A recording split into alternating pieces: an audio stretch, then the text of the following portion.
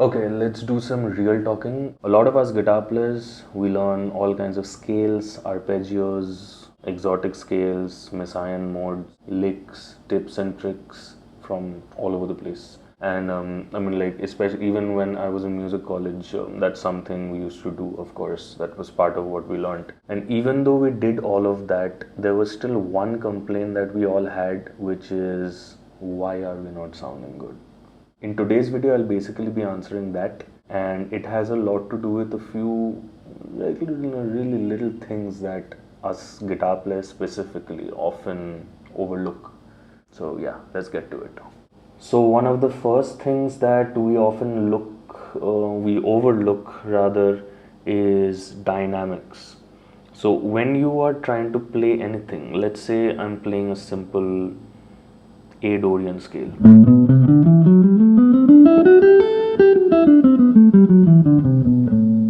When you're trying to learn this scale, or you're trying to, let's say, learn to create some kind of a piece of music based on this scale, you're not just gonna be playing like you're gonna try and sort of create some kind of melodic idea out of it. Now, one part of the melody is rhythm, another part of the melody is your notes or your pitch, and then there's a third part, which is your dynamics. So even let's say if we take three notes, so just the first three notes of the A Dorian scale, just that much, right? If we try playing around with our dynamics along with the rhythm and the way we are phrasing it, like let's say the permutation of these three notes, that itself will give us a lot of different ways of approaching this idea. For example,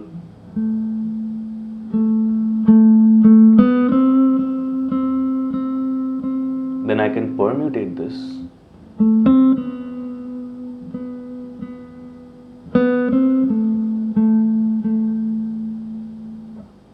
right. So that way, when you're working on the dynamics, that way you're almost giving another dimension to your sound, where you are sort of looking at it more from the perspective of a vocalist, or maybe a saxophone player, a trumpet player, like any kind of instrument that requires you to breathe, you know. And if you notice that the way I'm using the vibratos is also sort of connected with this idea of the dynamics, like I am not just hitting the note and giving the vibratos. You can do that as well. That's a completely different kind of musical idea altogether. But that's not really what we're talking about here. So, you see that when I'm just playing that note and then adding the vibrato, that's creating a very interesting kind of dimension to the whole piece of idea, so to speak. You know, another thing we can look into is I can bring down the volume knob a little bit. That way, what will happen is the overall gain of this pickup is going down, so you can sort of hit the strings harder without clipping your sound.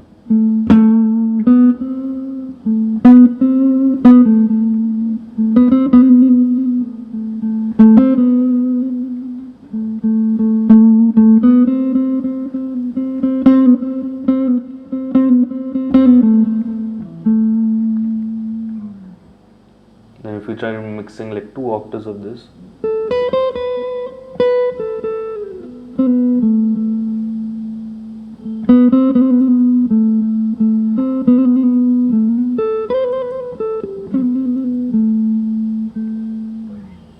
you can do volume swells with it.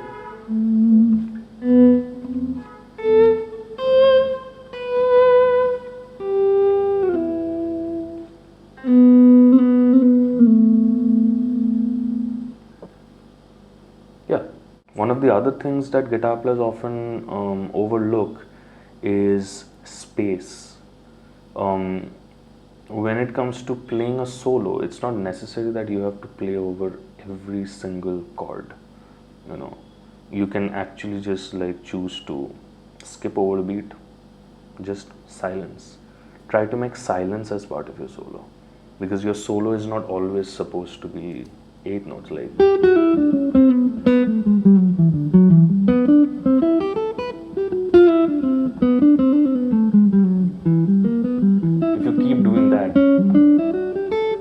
after a point it's gonna sound unmusical, and so on, right? So you wanna try and keep a balance of silence and notes on musical ideas. Let's say, right? Make silence part of your musical idea.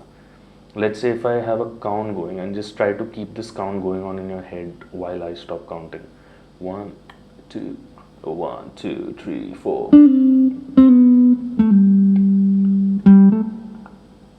1, 2, 3, 4.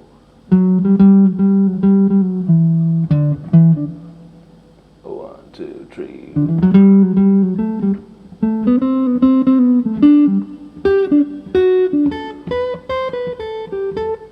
1, 2, 3, 4.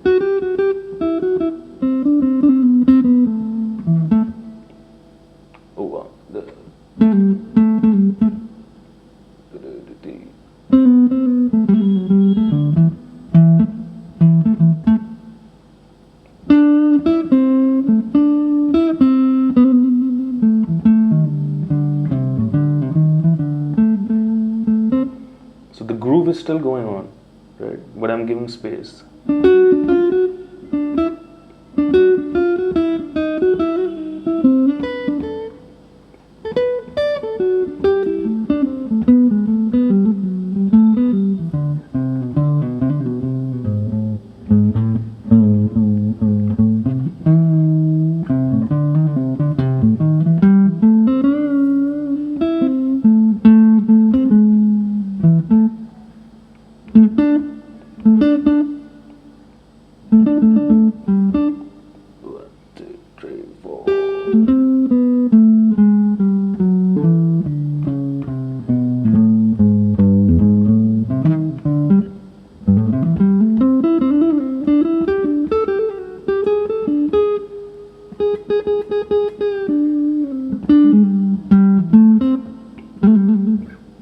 So on.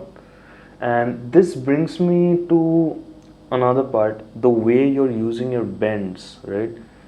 You don't always just have to be like, or these are like the typical ones that us guitar players tend to stick to, especially because of the pentatonic scale, right? You don't just have to do,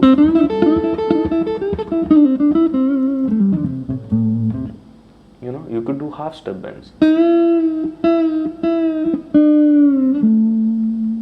Right, so I started with a half step and going to the 5 of this particular chord. So flat 5 to 5. And then, so that's like the flat 3 to the 4 and the root, rather than 4 to 5 and root, or like 4 to 5 and flat 3 and root. So you can do these kind of bends. You can do like a half step bend from the 7 to the root, right? And then depending on how you approach your vibrato and the dynamics that you're trying to use, you are gonna unlock a different dimension altogether in your guitar playing. So yeah, I just wanted to talk about a few of these things in this video, and hopefully this gives you a deeper understanding of how you can improve your soloing, or just improve yourself as a player, as a composer and improviser in general. If you want to take private lessons with me, you can get in touch with me. My details are down here somewhere over there in the description below. And yeah, shoot me a message, give me a call, and let's talk it out. Also, if you like this video, a share and a subscribe would be really helpful, so that I can reach more people and I can bring more videos for you. Thank you for watching, and I'll see you next week with another video.